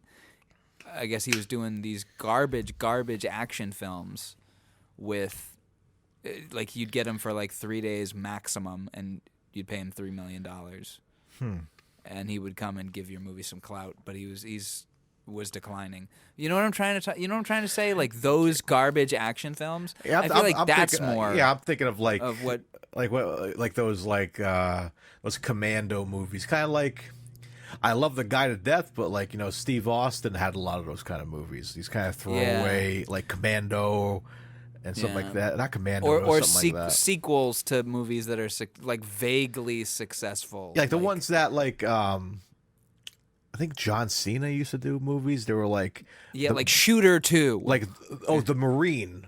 Marine movies. Then The Miz took over, who was another wrestler. Like those kind of movies that like you didn't even know they came out because they went straight to DVD or whatever. Yeah, they're for nobody. Yeah. They're for people that don't care what they watch. You know what I mean? Yeah. Maybe I'm being reductive. Do you like those kind of films? I mean, if I want to like turn my brain off, maybe like it depends. Like, I like good. Like I think I've said it before on the show. I like the Fast and Furious movies. I know we were talking about them. Like the ride is terrible, but like I like them because you can kind of like turn your brain off, and they're like. But those are different. Those have like budget and thought behind them to some degree. To some degree, I mean, you know what I mean. And they don't go straight to DVD. Yeah, I'm not saying they're intelligent cinema, but. Yeah, but there's like a level to them where so like but if I see a movie that's like I've never really seen those John Cena movies, but like something like if it has a big enough star power, like again Asylum films, like it's like the Steve Austin movies, they're not really that great. He's not an actor, it's just him like I'm just here to shoot things up, and that's it. I got a daughter. Yeah, but like, and I'll watch those because I like the guy, But yeah, it's like but but going back to Gordon Scott, that's why I feel like he was that back then. Because other than that, there's nothing of big note with him. I would have preferred Gordon Ramsay as Tarzan. Gordon Ramsay, these bananas are fucking raw. Go back to the kitchen, Cheetah. But yeah, so he's just like your kind of generic. We need like a muscle man. And which is fine, I think he looks good, but like his performance didn't like woo me, No, God no, at all. But no. But yeah, I was curious about what you thought about him as a Tarzan, and like maybe we'll have to compare of the Tarzan actors that I've seen. He's definitely not the most notable one. I really want to see Christopher Lambert. I heard that movie's good. I've Do you want to watch it together? Yeah, maybe at some point we can watch it. Yeah, I'd be interested in watching. I also want to see the one with was it Alexander Skarsgård that came out and Margot Robbie. Oh yeah. That came out a couple years ago. Which one's that? That's, right? Am I Margot right? Robbie. Which one's that? Legend of Tarzan. Legend of Tarzan. 2016. Tarzan films. Yeah, Skarsgård, wow. Samuel so Jackson, many. Margot Robbie, Christoph Waltz. Wow, yeah, I definitely want to watch this. Was it well received? It's on Netflix apparently. 35%, but it's Rotten Tomatoes. 6.2 out of 10 on IMDb. I'd like to watch it. Oh, you know who it's directed by? David Yates. Oh. Who did the last, 5 or 6 Harry Potter films? Yep. Now, also, look at, I'm just going to share my screen here, the Wikipedia article for list of Tarzan films. Just all of them that just begin with T. all of them Tarzan, except for Too Funny Tarzan is a 1937 Hindi action-adventure film. That does not look like a good screenshot. That looks terrible. It looks like something bad is about to happen. Oh, my. John Kawas. What? What? Starring what? Who is what? Tarzan as John Kawas? What? All right. Anyway. Interesting. I really want to see this Greystoke film. Yeah, we gotta put that up. Hugh Hudson. What has Hugh Hudson done? I'm sorry, I'm digging too many tabs. Wait, he did an Apes film? Oh, no, that Lord of the Apes. Never mind. Yeah, I really want to watch this. Andy McDowell, Ian Holm. Damn. Okay. All right, I'm sorry. I'm rambling. Let's continue with the plot of this movie. Okay. Meanwhile, Slade and his quartet of thieves are just miles in front, traveling by riverboat. Their destination is a secret diamond mine, where they will use the stolen dynamite for excavating the gems. When their riverboat malfunctions, the thieves begin to quarrel among themselves. Eventually, one of them leaves the boat and is later stuck in quicksand and drowns. Another dies when Tarzan, who is now caught up with the raiders, nails him with a bow and arrow. However, Tarzan is injured, requiring Angie to tend to his wounds. She attempts to steal medical supplies from Slade's boat, but is captured. Slade uses her to lure Tarzan into a trap, but the plot fails, costing the life of another Slade accomplice. This leaves only Slade and his one surviving ally, an ex-Nazi named Krieger. Krieger's. Any notes on that section? I'm telling you, man, I got nothing. Just finish it out? All right. Yeah. There is no honor among these thieves, as Krieger demonstrates when he tries to kill Slade after they reach the mine. All right, I'm ditching the name. Slade retaliates against Krieger, who offers him all the diamonds he's collected if he lets him go. Unmoved, Slade kills Krieger. Back on the river, Tarzan is nursed back to health by Angie. He continues his quest to capture Slade, much to her displeasure. Tarzan thanks Angie for her help and swings away for a final confrontation with Slade. High atop a river bluff, Slade fires river shots at Tarzan, who reaches him despite this. At first, Slade gets the upper hand by lassoing Tarzan with a wire noose. However, Tarzan's strength and endurance win out, and he pushes Slade over the cliff onto the rocks below. He then travels back upriver to Montu and his treehouse. The end. All right, let's cover everything we got to say about this movie. Okay, the diamonds are like infinity stones. Where do they all sleep on the boat? Dino chase. Okay, Sean Connery's a dick. He steals Dino's locket and then chases him into the woods like a weirdo. And then Dino gets attacked by a lion? The lion, yeah. Gets like ripped up and shit. Falls into quicksand and dies. And there's a pretty gruesome image of the hand sticking out of the quicksand. It reminded me of the last film we covered, Making Mud Pies 007. Yes. Okay, I have a bunch of screenshots, and I knew I had a screenshot of that for a reason. Open with. There we go. Yes. Okay. So I have some screenshots.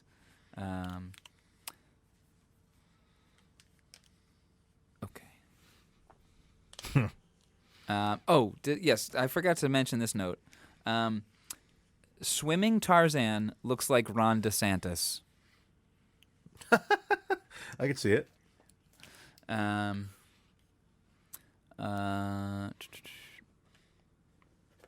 To just causes and rebellions. And Krieger says, "What do you know of just causes?" And Connery says, "Well, I'm going to be in a movie called Just Cause with Lawrence Fishburne."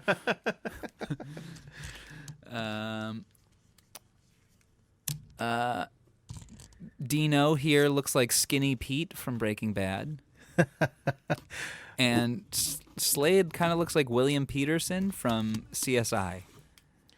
He also kind of looks like, what's his name? Dino. A little bit like Flea from the Chili Peppers. He does look like Flea. Yeah. Especially in the Back to the Future era. And Tony here looks like a fake Barbie doll. Like, she doesn't look like a real human being. Yeah, she's in this shot specifically. Is she just a supermodel, or was she actually an actress? Yeah, look at that right here. Let's see. Scylla Gabel, an Italian film, television, and stage actress. Okay. As Sophia entered the cinema industry as Sophia Loren's body double. Oh. Wow. Huh. Okay. What other screenshots do I have here? Here's the fake plane crashing into the water. Clearly, like one of those like small ones. Very tiny. That's a puddle it's in right now. Yes. Yeah. That is full size grass around it. But look at that though. Like you look at that and you're like, there's no way that woman would have survived that plane if that was a real plane crash. Oh yeah, she would have been killed. Why do I have this? You can't even see this. I don't know why I have that. Okay, there's Connery's awkward comb over for his already losing his hair. And is like super like tan skin and like We call that glistening white teeth. the Trump look. Yeah, he's got the orange look going. Yeah. Here it is.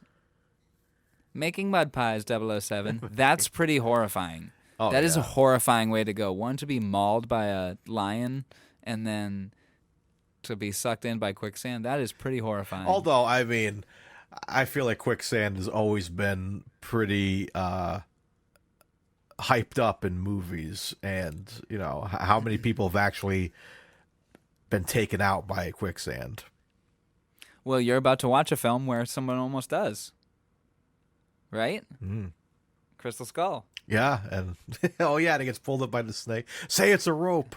Yeah, that's a good scene. That's a great scene. The more I think about it, man, I think Crystal Skull's They're like, good. why? Why do we say it's a rope? Just say it's a rope. Just say it's a rope. They pull him out.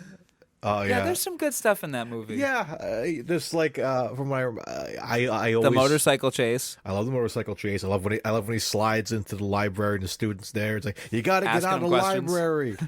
I love that. Yeah. That whole. I think the only thing that it's just the alien thing, man. The aliens just look super cheesy, and when the flying saucer takes off, I remember me and my friend Samuel. Shout out to Samuel. I hope you're doing well. I haven't seen you in a while. L. Jackson. Yes, me and Samuel, motherfucker, those aliens, motherfucking all the time. But what is this, fucking Star Wars? But I remember the whole time we were enjoying ourselves. But I remember this when that flying saucer flew away. We both like perfectly timing, looked at each other, and looked back at the screen. We both were kind of like really put off by that. I know Indiana Jones always has like kind of mythical aspects about it, but like it just we're like. Was that 2008, 2007 that came out? Yeah, 2008. And we're like, we could do better than this. You know what I mean? We were just, the aliens just really threw me off. But I think now I'm thinking about it, I think it's a pretty good Indiana Jones flick.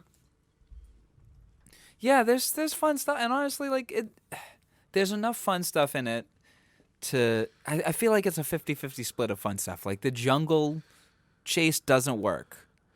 Yeah, like, I'm not nuts about like it. Like the chase with the jeeps, the jumping on the jeeps and stuff. Like, and it, the it feels like big machine that's like chewing up the trees. It feels like a video game. Yeah. Yes. And the ants as like a villain device that I don't like that. It wasn't. It was fine, but it definitely when they fall off a cliff and survive, that's when the movie falls off a cliff. Yes, I can agree with that. You know what I mean? That's when it really like kind of doesn't redeem itself. Then you get the thing of like, how long are those dudes waiting in the walls of the cave? And I know it's really just supposed to be a ride, but it becomes too hard to ignore the logistics of the ride, where the rest of the Indiana Jones films, I feel like the logistics are like not even secondary. They're like fourth or fifth in the list of your cares. Yeah. Like when I'm watching Temple of Doom, like it's always in my mind of like the minecart would not be a fucking roller coaster. But that is so far removed. Up front is just me having a good time. Yeah. I'm having a blast. And I feel like once that jungle sequence happens and they fall off a cliff, literally, that's when the logistics become too much for me to enjoy the film. Like, okay, they just fell like 6 different cliffs. They all would have died. Yeah. Okay, now there's dudes waiting in the walls. How long have they been waiting there for? Okay, now there's these aliens. How is like? It's a lot. It's those 3 or 4 things that like stack on top of each other, and it becomes a little too much for me to just turn my brain off and enjoy. Yeah. Whereas I think upon. I haven't rewatched it yet, but rethinking about it in my mind, the ending of Dial of Destiny was a little more fun than the ending of Crystal Skull. Oh yeah, absolutely. Like I feel like that. The first half of Crystal Skull was fun, and the second half of Dial of Destiny was fun. And you put them together, and you got a great Indiana Jones film, and you got 2 halves that make an okay Indiana Jones film. Yeah. Yeah, I've watched Dial of Destiny a total of 3 times now. Oh, really? Yeah. I haven't rewatched it yet. Yeah, because I watched it because my brother-in-law wanted to see it, so I was like, I'll watch it with you. And and he enjoyed it. But he was like kind of like he did the same thing that we did when we saw it together. When the plane is going through the portal or whatever, and we were both kind of like, are they going? Yes, they are. And I won't spoil it for people who haven't seen the film yet. But turn your brain off and go see an Indiana Jones flick, man. It's good. The moment when Indy goes, what was it? Archimedes didn't factor in continental drift. You're not going back to the 1940s. Like, as soon as he said that, I'm like, oh, we're in for an interesting ending. This is going to be fun. Yeah. And it was very fun. I'm so glad we got to enjoy that in IMAX. That was one I was really happy that I got to enjoy. Even though, like, at the beginning, man, I was just talking about this on the Friggin' Nerds podcast. The opening sequence would have been way better if Troy Baker did the voice of Indy. He's doing the voice for Indy in the game. He sounds just like young Harrison Ford. And it would have been flawless instead of hearing old Harrison in young Harrison's body. Yeah, that was... But it would also sounded weird hearing somebody else's voice coming out of Harrison Ford's face. But he sounds just like him. Like the game, man. That's what it is. It's young Harrison Ford as Indiana Jones, but Troy Baker's doing it, and I'm like, that sounds perfect to me. Whoever's doing Denholm Elliott's voice is very good as well. Yeah, like I'm hoping John Rhys Davies comes back as Sala because he could. I think he sounds fine. Old, I don't care. Like, okay, I thought he was fine in the movie. You know what I never realized? I mean, I realized it, but it just never hit me, and maybe I never brought it up. In Sword of the Valiant, you've got Ronald Lacey playing the son of the king, played by John Rhys Davies. They were both in Raiders. Yeah, right? Oh, man. Anyway, 2 years earlier, they were both in fucking Raiders of the Lost Ark. Oh, man. Anyway. A lot of Indiana Jones alumni there. But then Stevens and then Connery would later go on to work with Spielberg for another Indiana Jones film. Yeah. Anyway, look at that, it's all connected. I'm excited to play that game. I'll have to come over to your house to play it because I'm not getting a game in PC or an Xbox.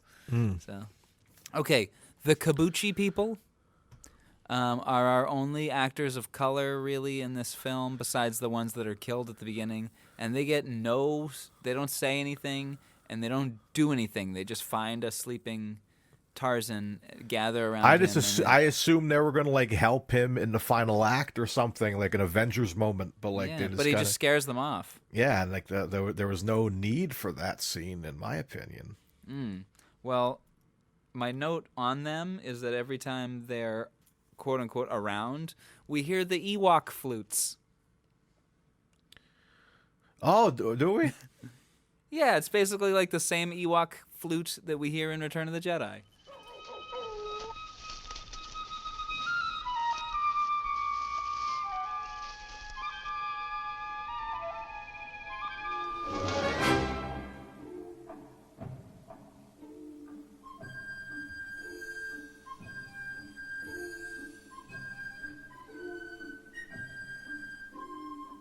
So we get Connery's death at 51:53. When they're swinging over the pit of alligators, that swing sucks. Oh, yeah. They just crash into the ground.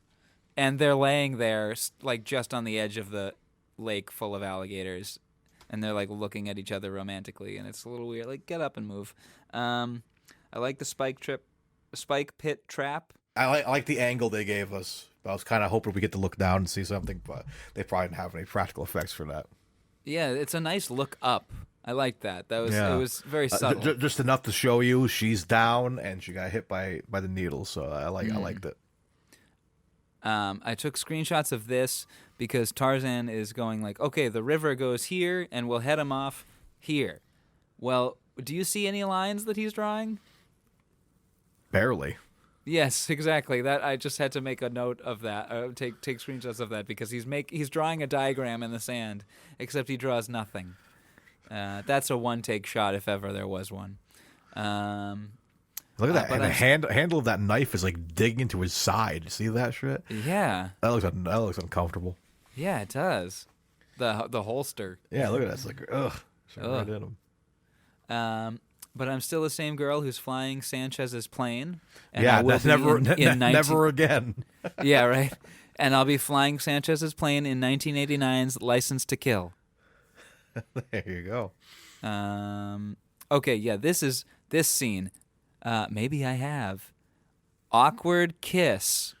Cut right before the kiss, and she looks so unhappy about what's about to happen. I thought that was super weird and uncomfortable. And then they just cut. You don't see any kiss at all. You just cut. He just pulls her head out of frame. Very uncomfortable.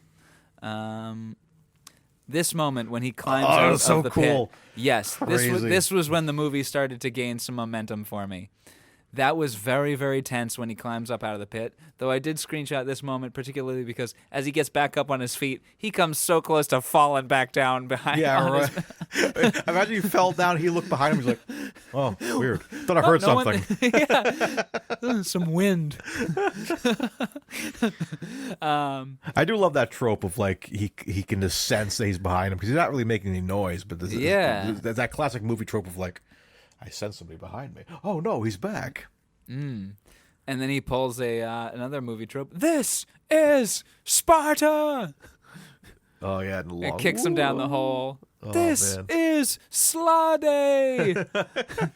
I do like this. This is when the fights start to get good because this is a pretty brutal fight. He smashes the guy's glasses. Yeah, and like the guy reaches for him and is like pitiful to find there's no glass left in him, and then he's please just take the diamonds, and he tosses them down the fucking pit. It's good.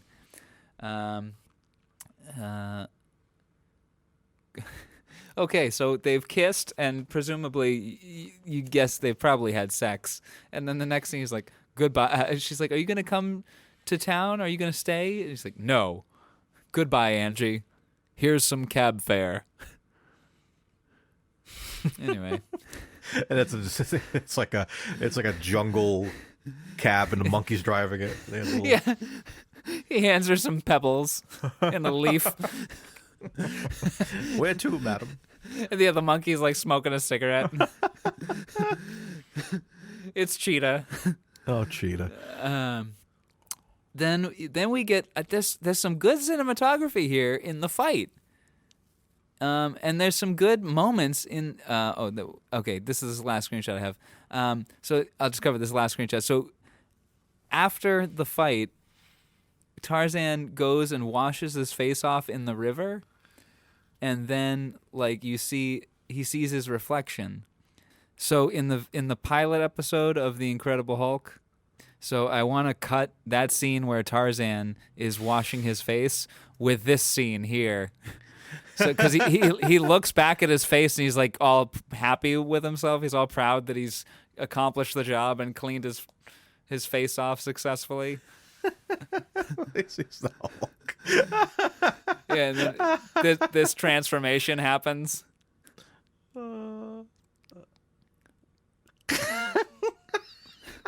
Which also, what a good way to do a Hulk transformation by having the ripples in the water do it, you know? Yeah. Also, have you ever watched this pilot episode of the television series? If I have, it was years ago. I used to watch the show all the time. It used to air on TV Land. It's that's how I first discovered it. My father taped some episodes off of TV Land for me. But yeah, the first episode is a 90-minute movie. It's really, really, really good. I used to watch it a lot when I was a kid. Like emotionally, the stakes are phenomenal. It's a really touching film, and it's really charming in its Hulk. In the way they get around things, like having a transformation be through the ripples of of the reflections in the water. Right. And one last note on that: there's one shot in the movie where Richard Kiel, who plays Jaws in the Bond films, he is the Hulk in one shot of this film because they did a day of shooting with him, but they didn't like the footage they got. But there's one shot that remains of Richard Kiel as the Hulk. Whoa. Yeah. That would make sense. Him as the Hulk would have been cool. It's a long shot, so it's like far enough away that you can't really tell it's him. Yeah.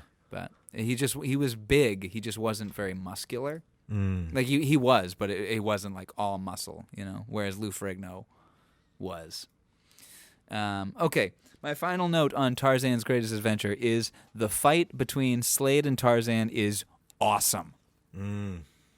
All of it's awesome. Yeah, all the build of him like shooting on the ground and him dodging the bullets to him getting up there and like getting strangled. So I'm like waiting for that because he teases that like that strangle noose gimmick. So I'm like, you know, it's like seeing a gadget in a Bond movie. Like that's gonna be used in some capacity, and it was pretty crazy. But yeah, for a tremendous fight scene, I thought too. Probably one of the best in the film. But yeah, it just does kind of just end, and we get that kind of Godzilla roar at the end, and he runs off. I'm gonna make that happen. I'm gonna punch those in together of Tarzan going to roar, and it's a Godzilla roar.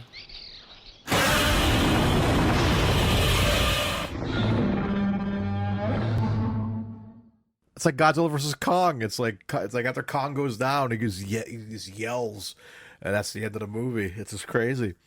So yeah, because like he sees the boat taking off, he's looking at it, and he's like, "Well, I guess I'll go home done now." And you should cut him walking away. Put the end credits of the Hulk show. Oh my God! Of him hitchhiking at the end. Oh yeah, that's good. Except he's running away. Yeah. So I sped up. Dun. Oh, speed up the music. So yeah,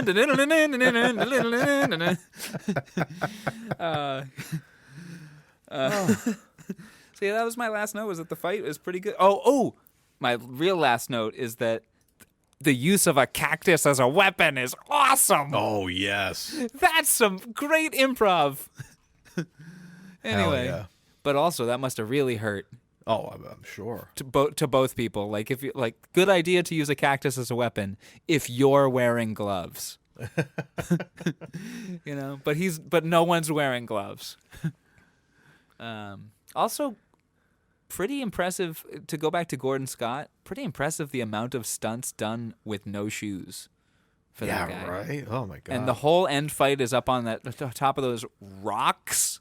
Probably the dude is not wearing shoes. It's probably hot and like spiky. So kudos and you risk to him, slipping. Man. Well, hey man, he was used to it, man. All these Tarzan flicks. This was number 5. Another day at the office, man. So he was used to it. All right, that covers it for me. How about you? All right, yeah, I think that covers it for Tarzan's Greatest Adventure. So I guess that makes us. Brings us. Sorry, let me start that again. It forces us at gunpoint to do the ratings. To do the ratings, man. Of course, we're after our. We should start over again. I guess forces that was us at bow and arrow point. So that was Tarzan's Greatest Adventure from 1959. After our discussion, of course, you guys at home know we go into our big old ratings for the film, but not just the film. We're also going to rate Sean Connery's performance, if the SHs, the sexy rating, and the score of the film. Did I miss anything? The score of the score. The score of the score. Did you say that? Yeah, I think I said that. Yeah. That sounds like everything. That's everything. It's been a while. It's been a while since we've done this. So let's get into it with the SHs first. All right, let me pull up the document and share the screen. Okay. Tarzan's Greatest Adventure. Mario, you want to rate the SH first? Or you want me to do it? I'll go first. Yeah, it's kind of there, but it kind of is not. It's a young Connery. I would say it's at like a 2. Really? It's not that. It's not that crazy. Well, I'll punch in a couple of lines here. Yeah, sure, we're safe, all right. You can't even see this guy. What's this bow and arrow bit, eh? Now we're gonna have some real music.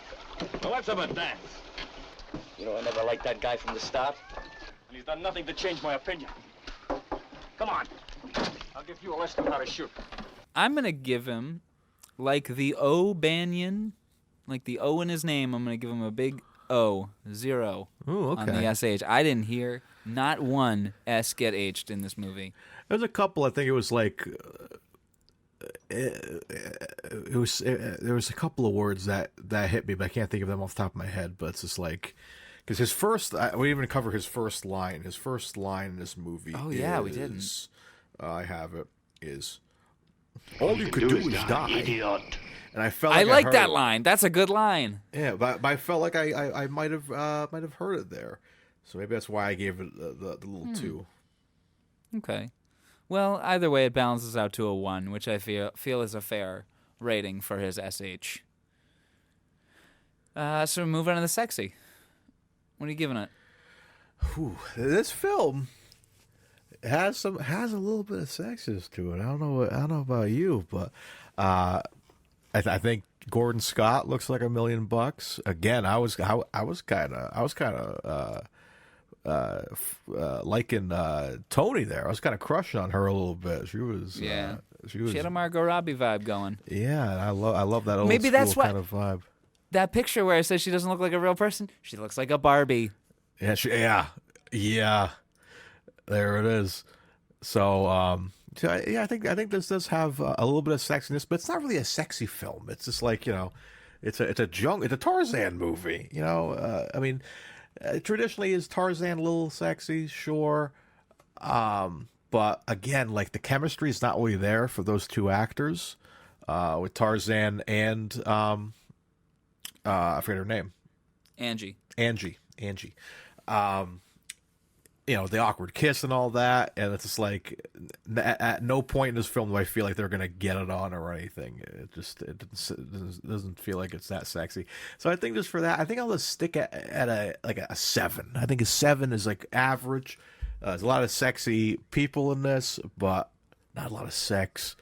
This was her last film, happening. Sara Shane. This was her last film. Really? Yes.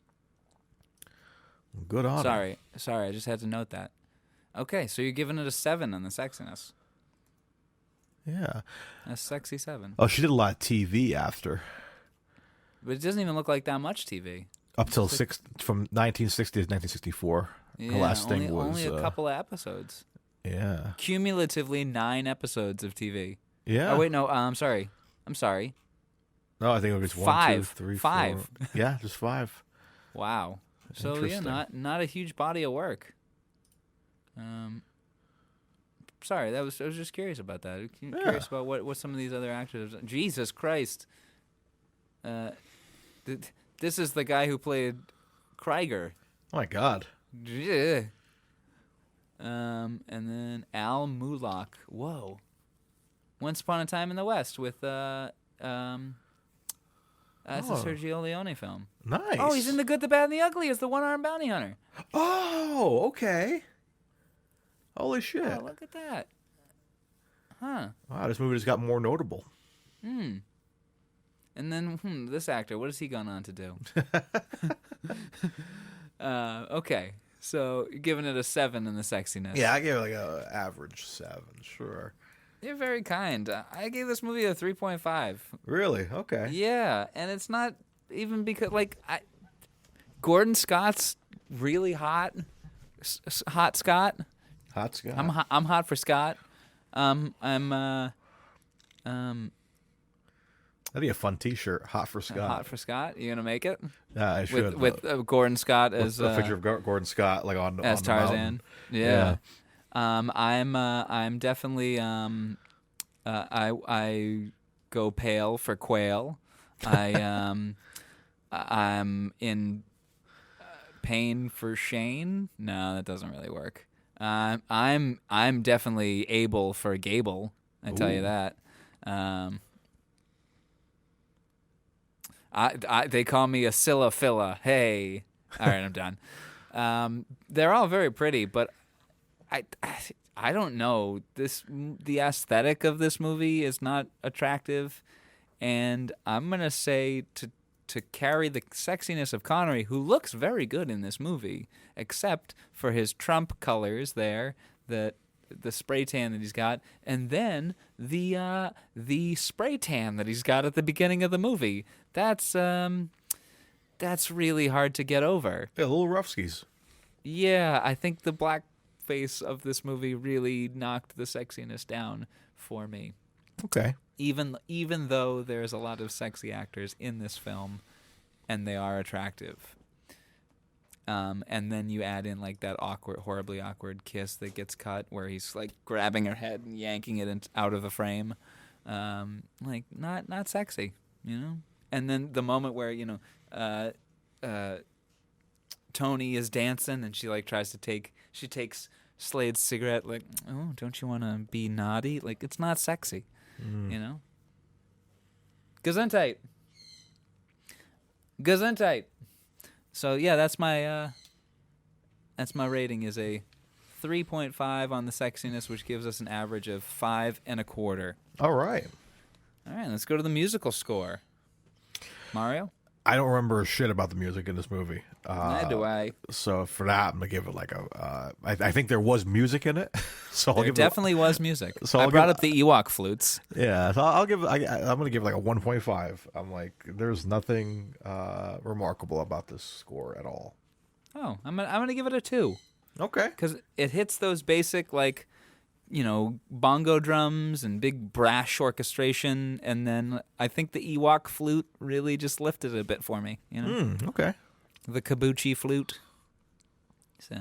So an average of 1.75 for the musical score. All right, what are we doing first? The film rating, the Sean rating? Film first. Okay. Me first, you first. You go first. Okay. I'm going to give this film a 1.5, Mario. Really? Really. I did not like this movie. In fact... Oh, sorry about that. Oh, I'm falling out of my chair. I do have one note on this list that just says, I hate this. Damn. This was a painful experience to watch. I did not care for the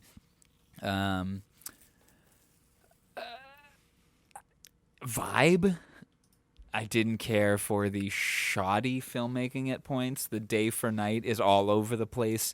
You can't tell the timing. Like, this movie had the story has a lot of potential. You could have done it really, really well. But I feel like it just wasn't. However, everything after the booby trap pit, that's when things get good. Once Angie has to steal the penicillin, that's when things get good, but it's not good enough to raise it any higher for me. Because Tarzan, I still don't like Tarzan. Like, Gordon Scott is fine in the role. He does a good job, but it's so boring. Tarzan is so boring. Do you ever think the most boring part of a Tarzan movie would be Tarzan? Yeah, right. So, yeah, that's my opinion. 1.5. This was really painful. The end fight was good. The pit scene was good, but they didn't save the movie for me by any means, and I'll probably never watch this again. Except to do a little bit of editing for this that I'll do. How about you? So yeah, I kind of agree with you on that, where it was kind of a painful watch, and you have COVID. I'm so sorry. Oh yeah, right. Yeah, come on, man. This was insane. But yeah, I think. So yeah, I think it was definitely a hard watch, but I'm gonna give it a little bit of credit for. I think some shots were pretty exciting. There's a couple of like angles that I was really into. I agree with that. And just and the use of just I don't know the certain camera angles with the fight scenes and all that. So I think for that, I think I'm gonna give it like a 5. I think it's like a nice right in the middle. It's not, I think I would probably like go crazy to rewatch. But you give it a 5? I think a solid 5 is like right there. Being much more generous to it than I am. Yeah. A 3.25 is its average rating. Do you think you'll ever watch it again? Probably not. Like, it would depend, if we're ever talking about like more Tarzan movies, I might like, if I'm in a conversation with somebody about Tarzan, I'd be like, hey, check out this one maybe, just to see what you think, if you haven't seen it. You'd recommend it? I think if you're like a fan of Tarzan bars, if you're Tar fan? Tar fan, if you're a Tar fan, then I would say, maybe check this out. It's like, being a Godzilla fan, you gotta check out all the old ones too. You know what I mean? So I think this is one that's like worth at least one watch, maybe not 2 watches or 3 watches.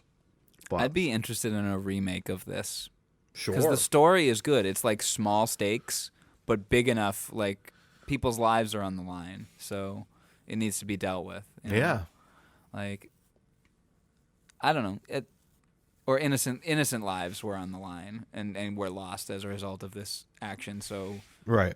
Tarzan's got it's got potential. I just feel like the execution here wasn't that good. So I don't think I'd ever watch it again. Right. Unless I was tasked with remaking it. So. All right, let's move on to our. I definitely wouldn't recommend it to anybody. Okay. So, especially because of the blackface. That happens in the first opening shot of the film. It's the opening shot of the film. I cannot recommend it to anyone for that reason. Okay. Fair enough. But all right, let's move on to our Sean ratings here. I'll have you go first on this one too, Dylan. What was your thoughts on the Sean? Sorry. There we go. My thoughts on the Sean. 1. Okay. I'm giving him a 1. I didn't like him in this movie at all. I didn't like him. I didn't like the blackface, which carried a lot of it. I didn't like he sucks in this movie. He's a fucking lech. He's an asshole. He's a bully. Stealing Dino's locket, which gets Dino killed, and he's like, "Oh, this over the picture of his mother." Toss it in. Like, what a fucking dick. He deserves to die. I hate him in this. Like, also, dude, it's a fucking roach, man. Get some fresh weed. Okay? Like, even if that was all the weed I brought, by the time it got to a roach, I'm not smoking it. Right. Anyway, sorry. Yeah, I don't love him in this. He is clearly having a good time being there, as he said in behind-the-scenes stuff and such, and he wanted to come back and do another one were it not for Dr. No. So he's clearly having a good time being there, and he got paid well. But that doesn't translate to me enjoying his performance. So, because sometimes when somebody's too happy to be on a job, they don't bring all of their A game, and I feel like Connery is not bringing his A game here. He's doing a lot of like, what? This thing for what? Huh? Right. Oh, but, well, if you were my wife, yeah, I'd look at your butt. Obviously, that's not my impression of him in this movie, but that's like the vibe he's giving off, like where he doesn't really need to care because it's a good payday, and the role is underwritten and garbage anyway. So right, yeah. So for me, I give him a 1. How about you, friend? I think I'll agree with you. I'm going to stick with a 1 as well. Unforgettable performance. Did you just say unforgettable? No, forgettable. Oh, okay. Okay. For forgettable Very performance, forgettable. just not in the plethora of Connery characters. I don't see him in any positive form. It's just like nothing. It's just not memorable. It's as memorable as he was in Action of Tiger, and we gave him a higher score in that. We gave him a 2 in Action of Tiger. Damn. So I think, and the next film he gets an 8 out of 8.5 out of both of us. Yeah. So like this was a weird time. I guess he like got his act together and woke up. So yeah, I think I'm going to end it there. Solid 1, and I'm sticking to it. Which makes me interested. I wonder what Another Time, Another Place is going to be. Yeah, right. Will that be equally bad as the 2 and 1 we have here, or will it be like a 7 or a 10 in between? Yeah, we'll see. All right, well, let's do our averages here. So our average SH is a 1. He's not very shushin'. Our average sexy rating is a 5.25. There's some sexiness in this film to be found. Our average musical score is a 1.75. There was some music. Our film rating is a 3.25. I don't think we're ever revisiting that one, and I think we can agree that Sean Connery is giving it a 1 out of 10. Yeah. Which means our total Sean rating for this movie is a 2.45. Whoa. Probably our lowest Sean as of right now? I think so. I do think so. Gracious. Yeah. Yep, it is. Wow. It's our lowest Sean. Lowest Sean. Well, all right. Yeah. So, I mean, I guess that's going to do it for Tarzan's Greatest Adventure, which means one more thing before we take off. Oh, shit, what? We got to spin that Wheel of Curiosities over at wheelofnames.com. And we're going to spin to see what we're covering next week. So, Dylan, I'll give you the honors of spinning this week. Wait, what, really? Yeah. You have to do that? I'm going to give you the honors. One because I really got to get out of here because I got people waiting for me. I'm sorry. All right, I'll make it quick then. Okay, anything you want to see? Anything you don't want to see? Don't want to see a Bond. I'm not ready for a Bond, especially because I was just watching like a couple of Daniel Craig Bonds on the flight home. And you're watching Indy, which are kind of like Bond films. So I'm like not in the mood for that. So none of that. And give me. I think it's time for Extraordinary Gentleman. I want that. Ooh, okay. We haven't had a really old Connery in a minute, I feel. Okay. I want Time Bandits, Hunt for Red October, or Highlander 2. Oh, those Highlander are what 2. I want. Yes. I really want Highlander 2 too because I'm very curious about it. Highlander 2 the ballet. 2 the ballet. All right. I don't want a Thunderballer, Never Say Never Again right now. Yeah, not yet. And I don't want On the Fiddle or Lilacs in the Spring. All right. All right, I'm going to shuffle. You say when, bud? When? All righty. Mario, are you ready? I am ready, Dylan.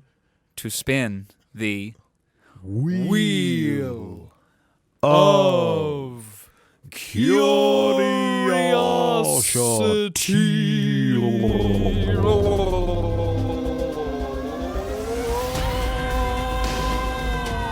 Oh, shit.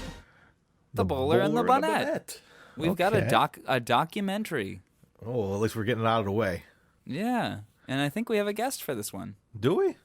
We'll double check because sometimes the guests we're not sure if they could. We'll let you guys know if a guest is showing up. If they are, it'll be a surprise for you and for us.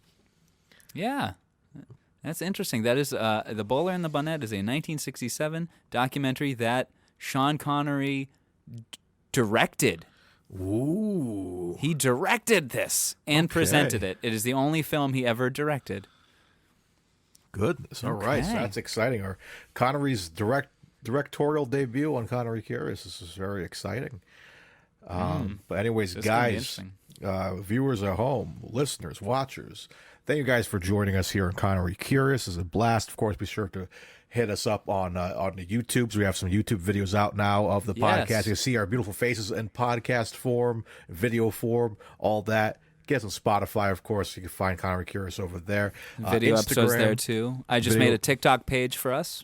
Oh, we're on TikTok now. So TikTok, Instagram, YouTube, and Patreon. And Patreon. Join us on Patreon. We'll get more into that as we go. Maybe next episode we'll talk some more about that. Yes, we do. Yeah, we'll just say we have a few supporters already hanging out with us so far. You can too for the very low price of $1, I believe. That's our lowest tier. Yep, $1 at the lowest, $10 at the most. And you can find us on patreon.com/ConneryCurious. Yes, for all exclusive stuff there. We got some cool stuff lined up for you guys. So we always love the support from you guys. You guys are tremendous. You guys keep the lights on here at Connery Curious. But, with that being said, curious. Keep keeping us curious. And hopefully you guys are curious to be hanging out with us even longer. So that was Tarzan's Greatest Adventure. We'll be back next week with the Bowler and the Bonnet. And Sean Connery will also be returning. But until then, I've been Mario Lima. And I've been Dylan Titus. And as always, folks, stay curious. Connery Curious. You've been listening to Connery Curious, a Titus Compositions and Friggin' Nerds Media podcast. Follow us on Instagram and YouTube at Connery Curious for updates, memes, and episode clips. You can also visit Dylan on Instagram at Titus Compositions to hear other podcasts and original music, watch music videos, or even pick up a great vinyl record. For more discussion about your favorite films, comics, and games, and a network for all things nerdy, visit me, Mario, at Friggin' Nerds Media. You can rate, review, and share the podcast in-app, which helps us grow the show and reach other curious Connerys out there. Thanks for spending time with us. Have a great day. And remember, stay curious.